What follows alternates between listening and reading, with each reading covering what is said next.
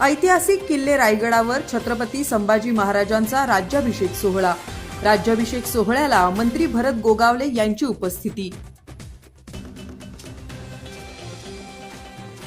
स्वराज्याचे दुसरे छत्रपती छत्रपती संभाजी महाराज यांचा 345वा राज्याभिषेक सोहळा किल्ले रायगडावर अत्यंत भक्तिभावात आणि जल्लोषात साजरा करण्यात आला। 2 दिवस चाललेल्या या भव्य सोहळ्याची आज मोठ्या उत्साहात सांगता झाली। ढोल ताशे हलगीच्या निनादात आणि छत्रपती संभाजी महाराज की जयच्या गजरात संपूर्ण रायगड परिसर दुमदुमून गेला होता।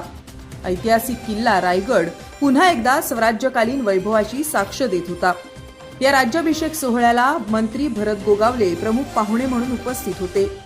ब्रह्मवृंदांच्या मंत्रघोषात मान्यवरांच्या हस्ते छत्रपती संभाजी महाराजांच्या प्रतिमेला पंचामृत अभिषेक, सप्तसिंधूंच्या पवित्र जलाने स्नान, पुष्पवृष्टी तसंच चलनी नाण्यांनी अभिषेक करण्यात आला।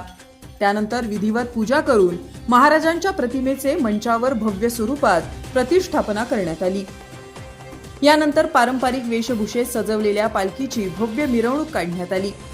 ढोल ताशांच्या गजरात निघालेल्या या पालखी मिरवणुकीत शिवप्रेमी, दुर्गप्रेमी, इतिहास अभ्यासक, युवक युवती आणि भाविक मोठ्या संख्येने सहभागी झाले होते।